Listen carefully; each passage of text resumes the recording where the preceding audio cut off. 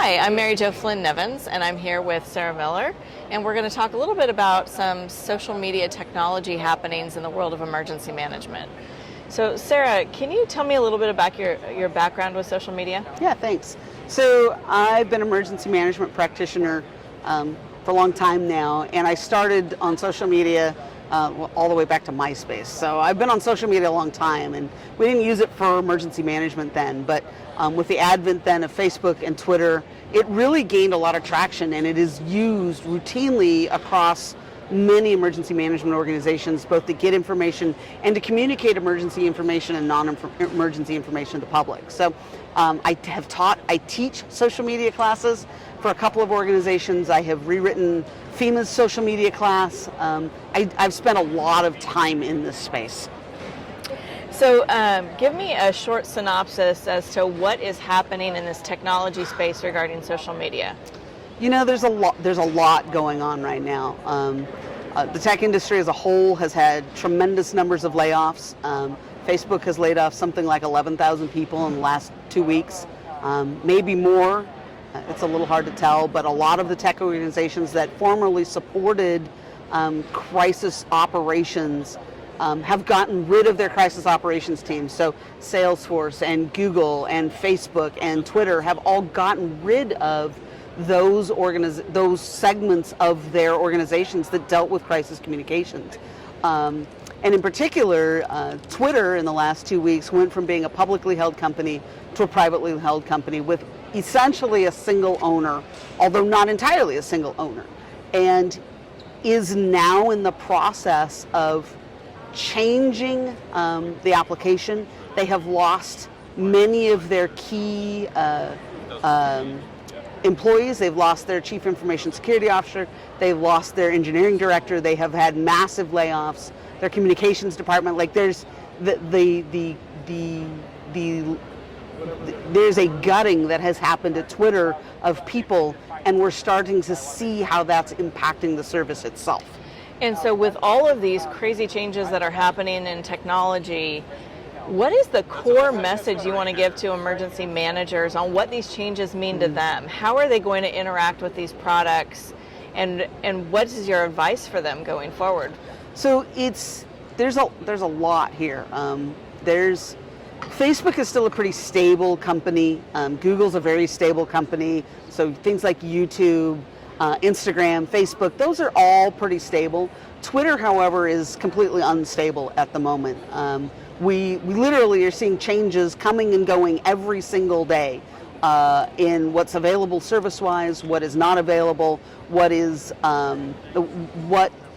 service is available, what you can do. They have allowed now anyone can get a blue check mark, and those used to be hard to get. You used to have to verify your account to be a blue check mark, which meant you were verified. Now, all you need to do is have an iPhone and pay $8 a month, and you can get a blue check mark.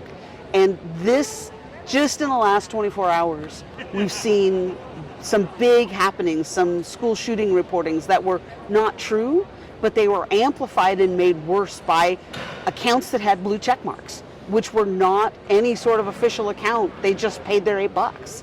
And so it has caused people to doubt even more what they find on social media.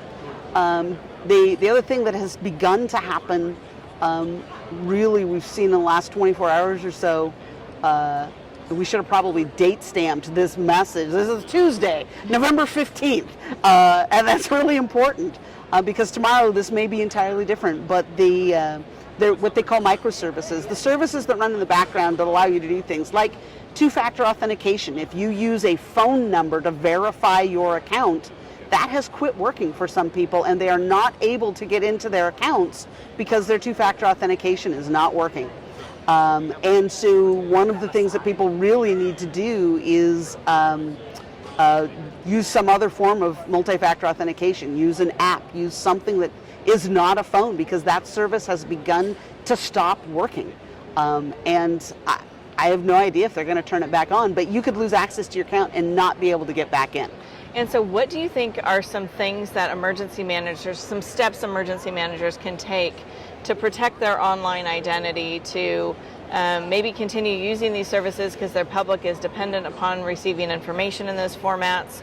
Are there actions that they could take right now? So probably some of the actions to take are to add good multi-factor authentication. So with an app, with a third-party app that generates a multi-factor authentication code that isn't your phone.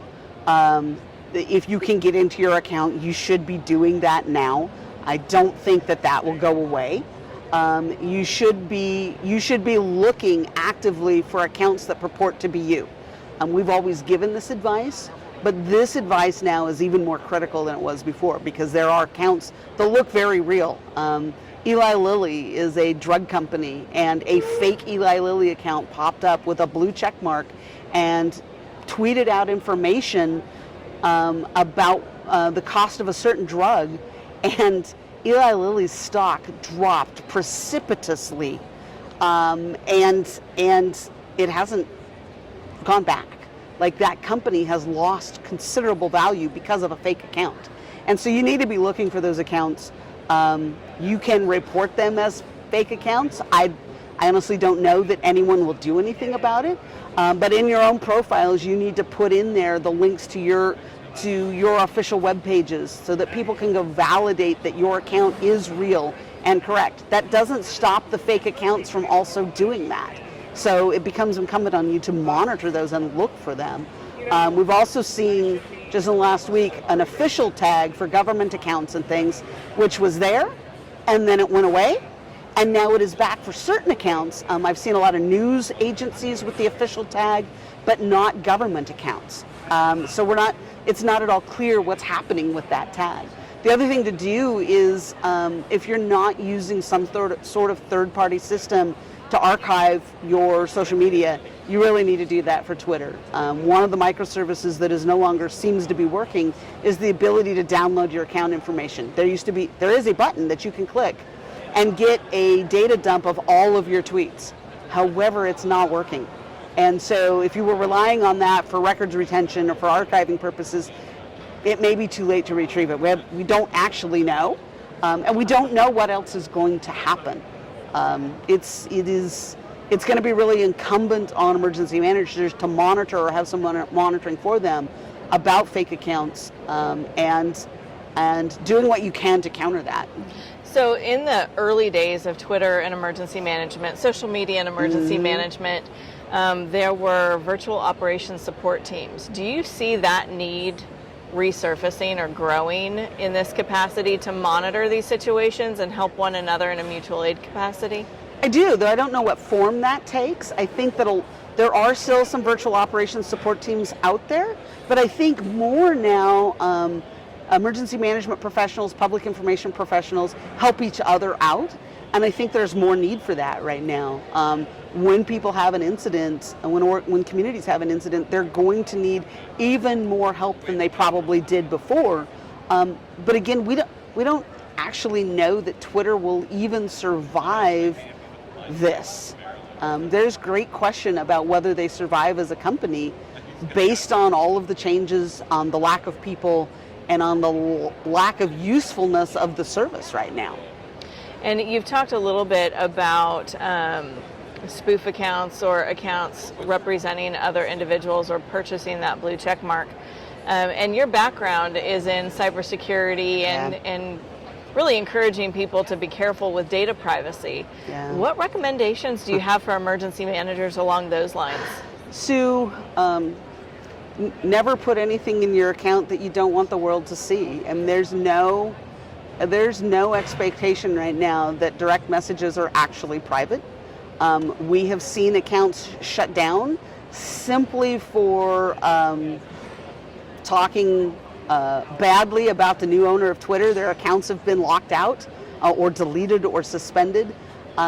There's a real issue here with, and I think part of it comes down to people faking your account and then maybe getting access to things that they shouldn't get access to. And so going back to just like Security 101, having good multi-factor authentication that is not your phone number, it's not a text message, is going to be really critical. Having a third-party solution to archiving your tweets is going to also be really critical, and that monitoring piece. Really, I don't think we know where this is going.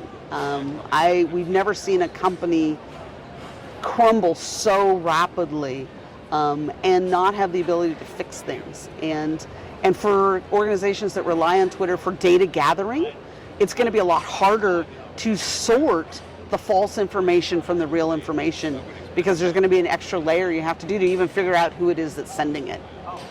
So any last words of advice? You may want to look at establishing accounts on some other things. Mastodon has been talked about a lot. It's a challenge because it is decentralized and everything is different, and servers may or may not be located in the United States, so you may or may not be able to use them. But still, some of the basics still apply. Capturing your usernames on various platforms so that someone can't take them, and maybe now capturing likely alternates and just locking them down. If you are a name of a company, taking some alternate name, like happened with Eli Lilly, and just claiming that account, and then just locking it down, safeguarding it, passwording it, putting multi-factor authentication on it, and just not using it, or directing it back to your real accounts could be really useful right now. Well, thank you very much, Sarah. Yeah, it's going to be a wild ride here, I think, for a while, and all of this may be invalid tomorrow. I guess we'll see what happens tomorrow. All right.